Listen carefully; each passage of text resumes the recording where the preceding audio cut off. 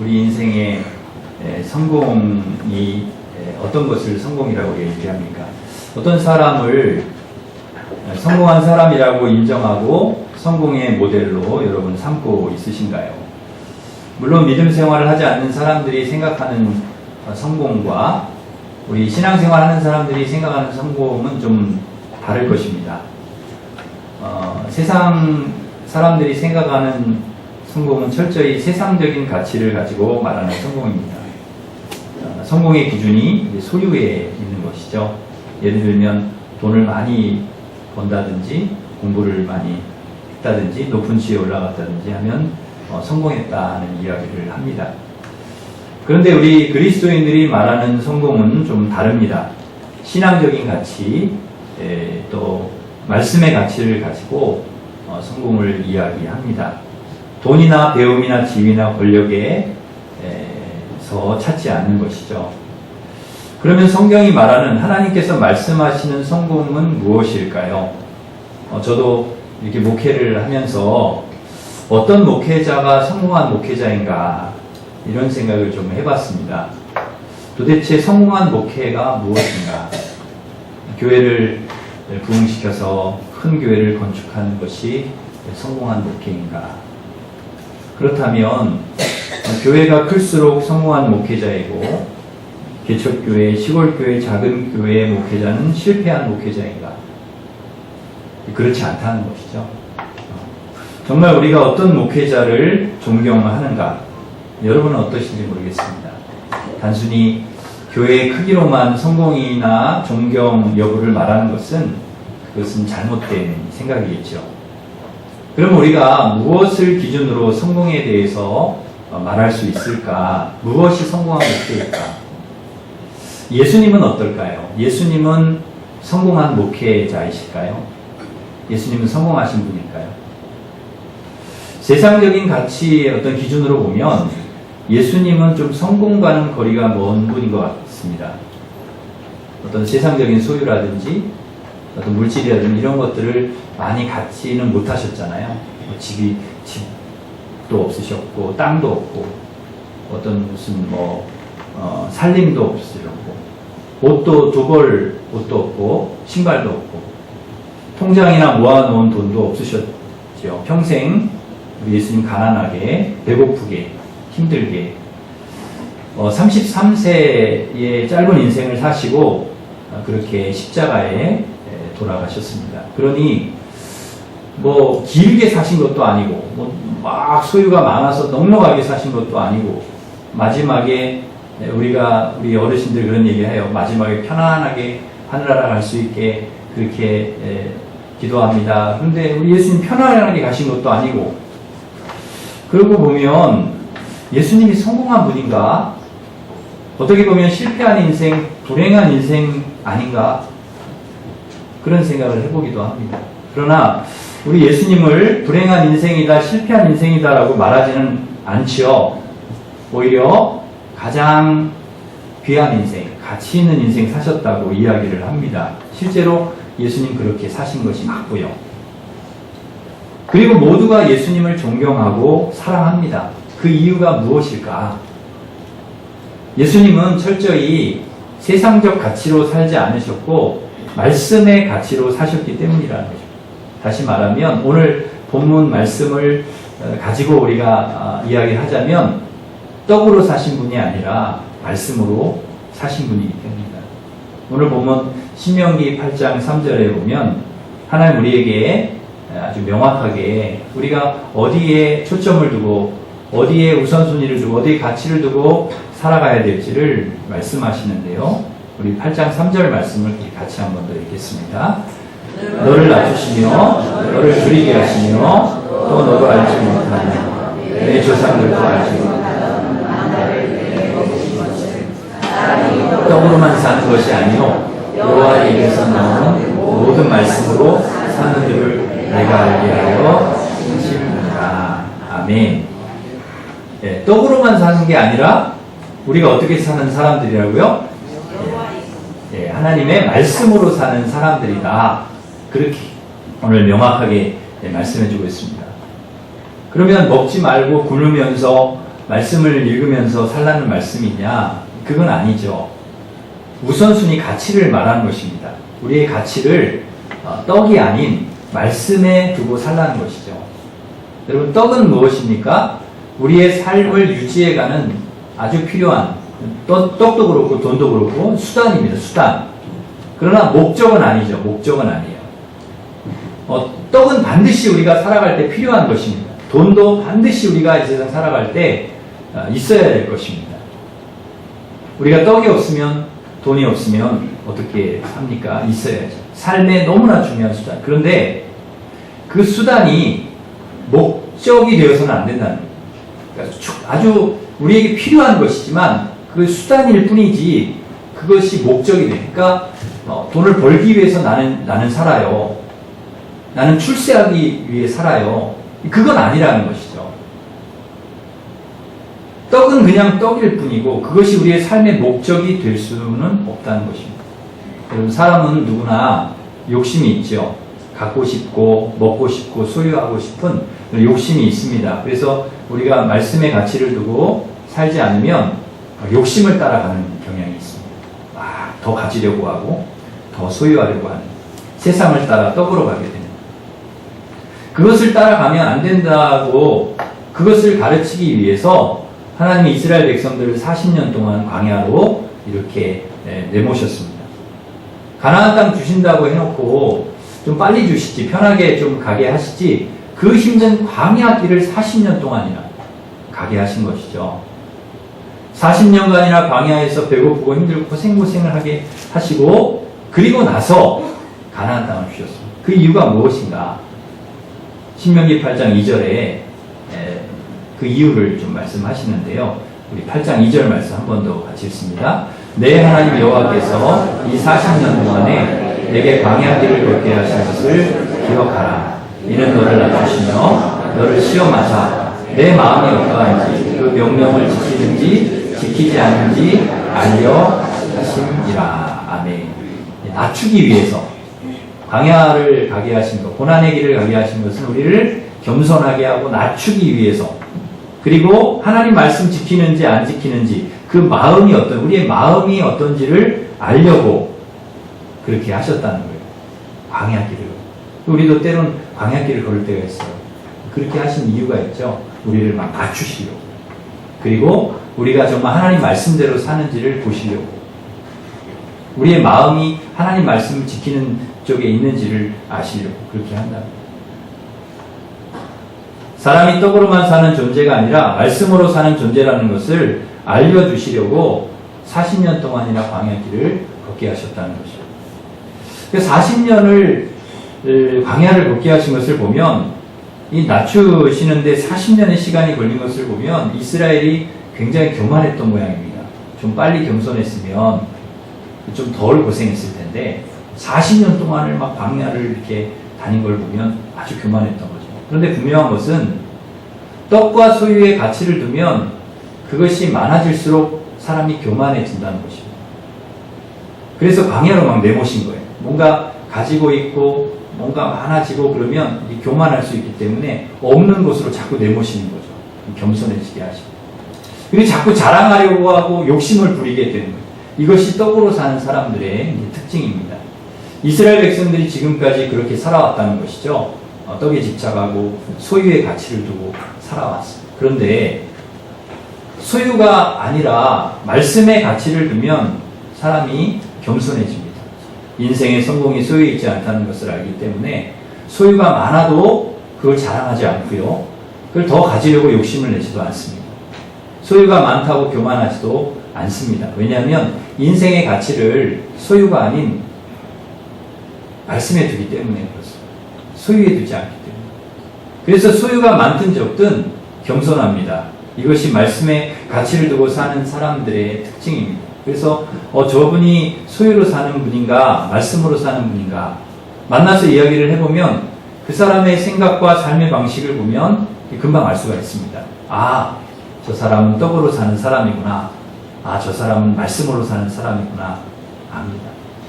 그러기에 우리가 가치를 어디에 두는가에 중요하죠. 놀라운 것은 우리가 말씀의 가치로 살면 하나님께서 만나를 주신다는 것입니다.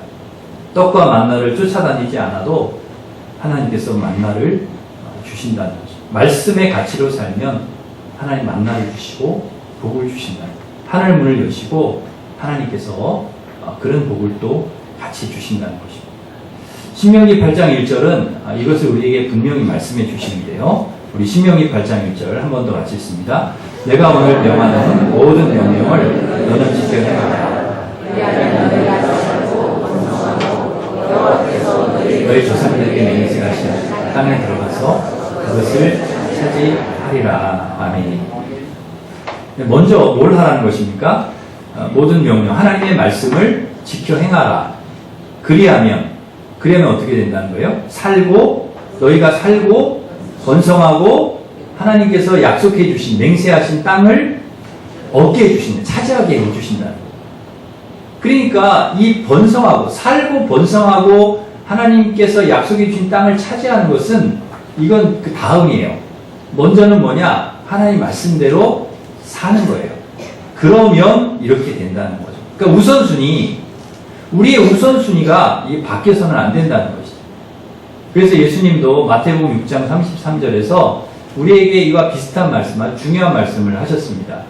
우리 같이 화면 보시고 읽겠습니다. 그런즉 너는 먼저 그의 나라와 그의 의를 구하라. 그리하면 이 모든 것을 너희에게 더하시리라.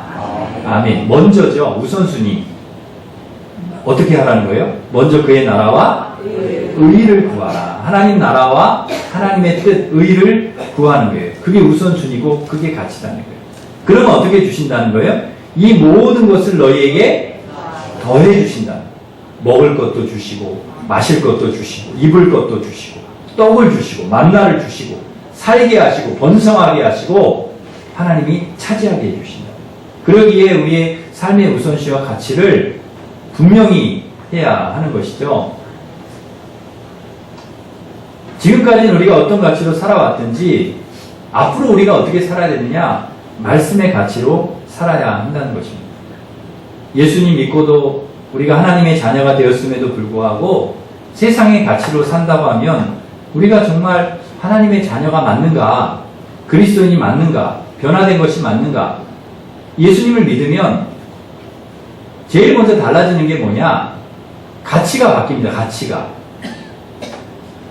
이것을 제일 가치 있는 것으로 여겼다가 이게 가치 있는 게 아니었네? 이게 가치 있는 거였네? 이렇게 바뀐다. 바울도 예수님 만나고 예수님 믿고 제일 먼저 그가 변한 게 가치가 바뀌었어요. 가치가. 자기가 가지고 있던 어떤 그런 것들을 굉장히 중요한 가치로 여겼는데 이제는 그 가치가 이쪽으로 옮겨간 거예요. 예수님이 가장 가치 있고 말씀이 가치가 있고 하나님의 나라와 이 가치가 있는, 복음이 가치가 있는 거구나. 그래서 모든 것을 버리고 예수를 위해서, 복음을 위해서, 그의 나라와 의를 위해서 올인을 한 것입니다. 내가 최고라고 생각하는 가치가 바뀌어야 하지요. 예수 믿기 전에 최고의 가치가 돈이었습니다. 그런데 예수님 믿고 만나고 나니까 돈이 최고가 아닌 거예요. 더 가치 있는 것이 있다는 것을 안 것이죠. 그래서 바울은 예수를 위해서, 복음을 위해서 사는 것입니다. 왜? 더 가치 있는 것이. 이게 더 가치니까. 더 가치 있는 것을 알았으니까 그걸 위해 살아가는 것이죠.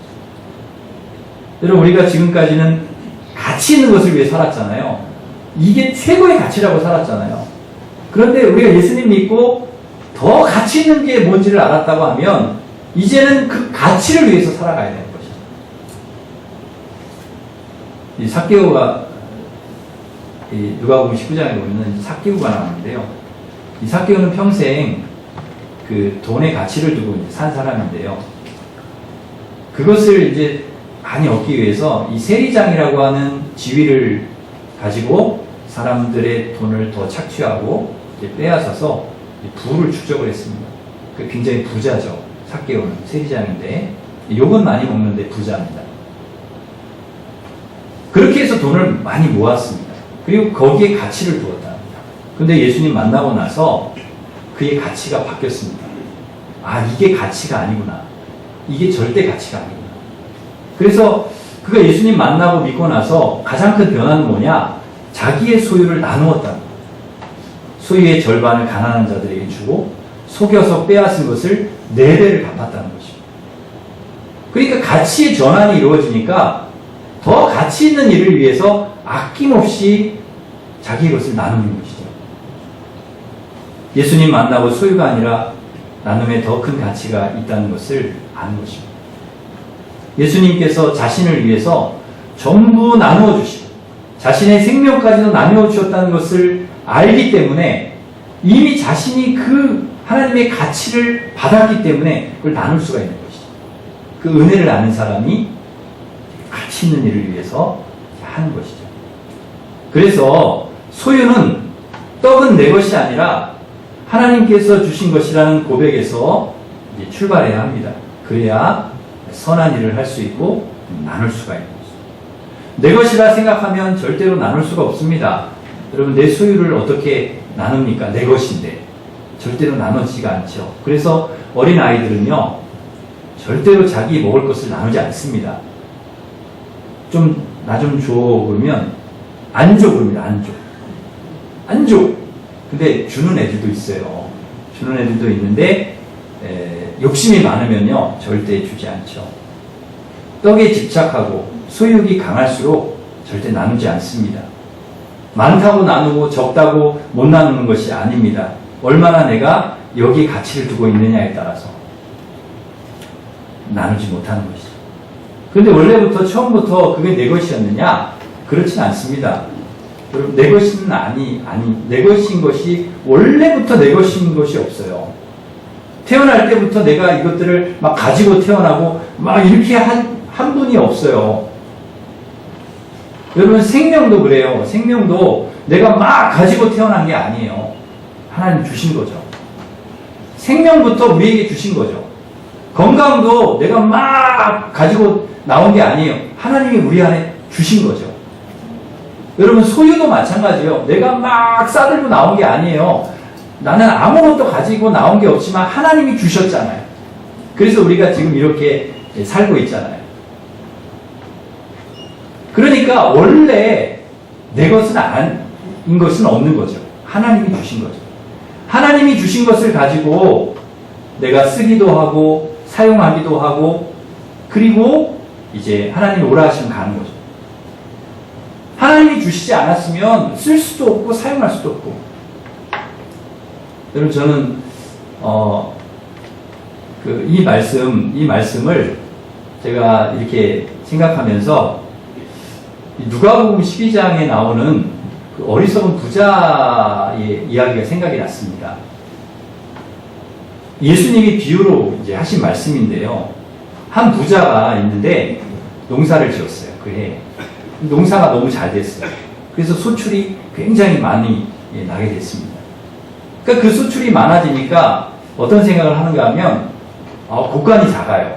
그래서 이 곡간을 허물고 더 크게 지어야 되겠다. 그리고 거기에다가 이 소출을 다 쌓아두고 여러 해 동안 내가 평안히 먹고 마시고 즐기고 그렇게 살아야 되겠다. 그런 생각을 하는 거예요. 이 부자가. 그런데 하나님께서 뭐라고 말씀하시는가? 누가복음 12장 20절, 21절에 하나님 이렇게 말씀하시더라고요. 우리 같이 한번 읽겠습니다. 하나님은 이르시되 어리석은 자여 오늘 밤에 내 영혼을 누구의 것이 되겠느냐 하셨으니 자기를 위하여 재물을 쌓아두고 하나님께 대하여 고려하지 못하는 자가 이와 같은가. 아멘. 이게 이제 우리에게 주시는 중요한 교훈인데요. 곡간을 막 더 크게 짓고 막 거기에 소출을 다 쌓아두고 야, 잘 먹고 이제 잘 살자 그랬는데 그 다음날 어떻게 했다고요? 죽었다는 거예요. 아, 참 속상한 일이에요. 아유, 앞으로 그거 막 잘 먹고 잘 살고 다 그렇게 해야 되는데 그 다음날 그냥 하나님께서 그 생명을 데려가 버리셨어요. 이걸 뭐라고 그럴까요? 이걸 속된 말로 말짱 도루묵이 돼버린 거예요. 완전히 남 좋은 일 시킨 것이잖아요. 그 많은 소유를 하나도 써보지 못하고 죽었으니 얼마나 참 난감한 일입니까? 소유의 가치를 두면 안 된다는 이야기를 하고 있는 겁니다, 지금. 우리가 거기에 모든 가치를 두고 그것을 위해서. 근데 하나님께서 너 생명을 취하시고 와 그러면 그게 무슨 소용이 있냐는 거예요. 아무 소용이 없다는 것이죠. 하나님께서 복 주셔서 곳간에 넣을 수 없을 정도로 풍성한 소출을 주셨으면 얼마나 감사합니까?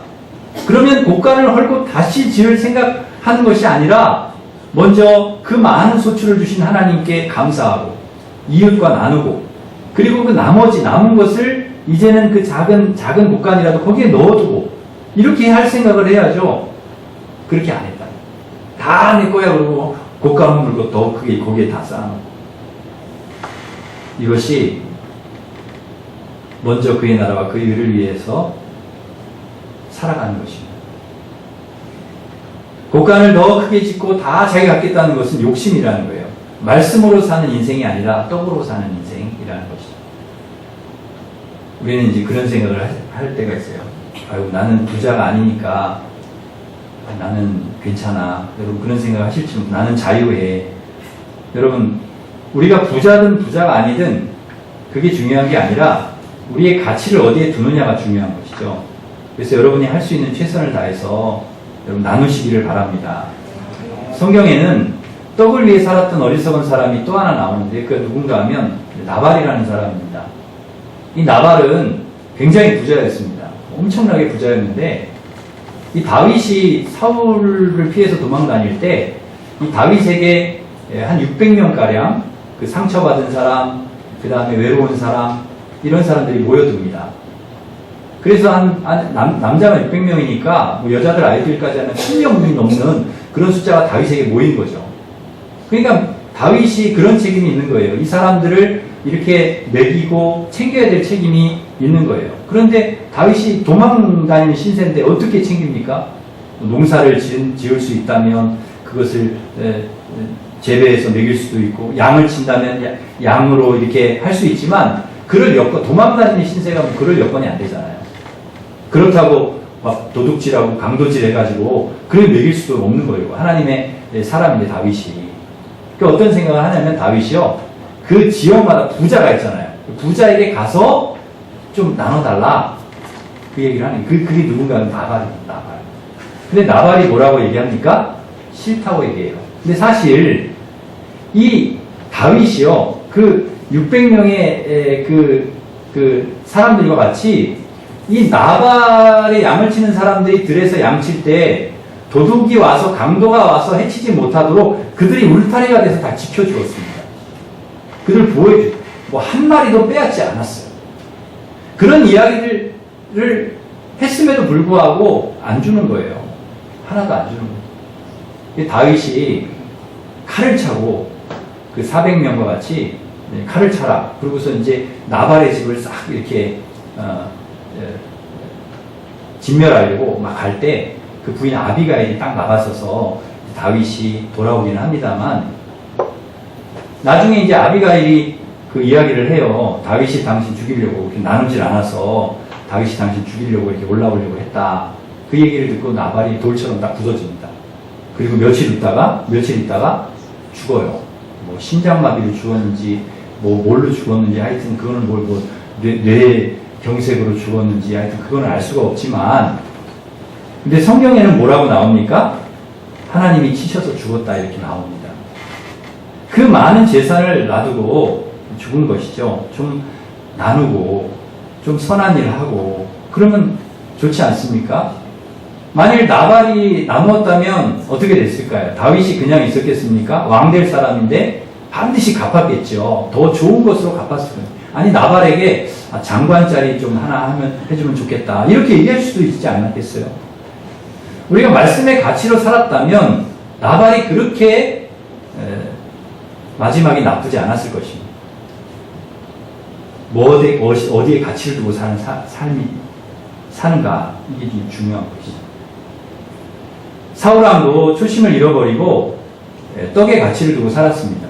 그 떡 빼앗길까봐 왕의 자리 빼앗길까봐 평생 다윗 죽이려고 쫓아다니다가 망했습니다. 그러나 다윗은 평생 말씀의 가치를 두고 살았습니다.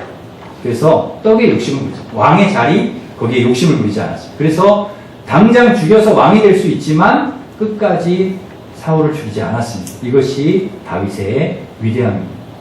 말씀으로 사는 인생의 모습이라는 것이죠. 아브라함도 떡으로 사는 인생이 아니라 말씀으로 사는 인생이었습니다. 창세기 12장 4절에 이렇게 말씀합니다. 이에 아브라함이 여호와의 말씀을 따라갔고, 무슨 어떤 욕심을 따라가고 무슨 세상을 따라가고 그게 아니라 말씀의 가치를 두고 말씀을 따라갔다. 그랬더니 어떻게 되었습니까? 하나님께서 약속해 주신 복을 그에게 주시고 믿음의 조상 복의 근원이 되게 하셨습니다. 말씀의 가치를 두고 사는 자에게 주시는 하나님의 축복입니다. 하나님은 반드시 우리가 말씀의 가치를 두고 먼저 그의 나라와 의를 위해서 살 때 하나님 떡을 주시고 살고 번성하고 약속해 주신 복을 주시는 줄 믿습니다. 그러기에 사랑하는 성도 여러분, 이 가치를 우리가 어디에 둬야 되느냐? 이게 떡이요. 떡은 가치가 없고 말씀은 가치가 있고, 이게 이런 얘기를 하려고 제가 드리는 게 아닙니다. 그러니까 이 돈은 막 무시하고 뭐 오직 말씀으로 그 얘기를 하는 게 아니에요. 다 가치가 있어요. 물론 우리가 살아가는데 물질이나 소유나 떡이나 얼마나 가치 있는 소중한 것입니다. 그런데 거기에 더 큰 가치를 주면 안 된다는 거죠.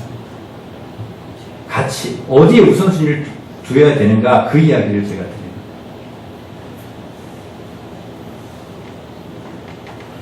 그러기 사랑하는 성도 여러분, 떡의 가치를 두고 사는 인생이 아니라 말씀의 우선순위와 가치를 두고 하나님 나라와 의를 위해서, 하나님 영광을 위해서, 복음을 위해서 살아가는 그런 귀한 분들 되시기를 바랍니다. 소유가 없다고, 떡이 없다고 막 여러분 기죽지 마시고, 막 원망 불평하지 마시고, 막 비교하지 마시고, 난 누구보다 뭐가 없는데, 그리고 막 스트레스 받고 막 그렇게 사시잖아요. 사시는 분들이 있잖아요. 나는 저 사람보다 나는 못하고 막 열등감 가지고. 여러분, 우리가 그렇게 살아야 될 사람들이 아닙니다. 우리가 그 물질의 가치를 두면 그렇게 살 수밖에 없죠. 근데 우리가 그렇게 사는 사람들이 아니에요. 서러워하고 억울해하고 그럴 필요가 없다는 거죠. 말씀으로 사는 우리는 그럴 필요가 없어요. 그렇다고 소유가 있다고, 떡이 있다고, 그렇다고 또 자랑하고 막 교만하고 욕심 막 내고 우월감 가지고 그렇게 살아서도 안 됩니다. 여러분, 교만하지 말고 욕심 부리지 말고 항상 가치를 하나님께 두고 말씀에 두고 먼저 그의 나라와 의를 구하면서 여러분 겸손하게 낮아져서 그렇게 사시기를 바랍니다. 그러면 하나님께서 떡 주시고요. 우리가 떡에 막 가치를 두고 그거 따라가지 않아도 하나님 다 주세요. 우리가 말씀으로 살면, 믿음으로 살면, 우리가 하나님께 가치를 두고 살면, 예수님 가치를 두고 살면 다른 거 다 주세요. 살고 번성하고, 보세요. 살고 번성하고 약속해 주신 복을 주시지 않습니까? 그러기에 여러분, 수단과 목적이 바뀌지 않게 여러분 하시길 바랍니다. 여러분의 가치가 여러분 바뀌지 않기를 바랍니다. 그래서 하나님이 주신 축복도 하나님의 영광을 위해서 아름답게 하나님이 주신 축복을 잘 사용하는 우리 성도들이 되시기를 주님의 이름으로 축원합니다. 기도하겠습니다. 하나님 아버지,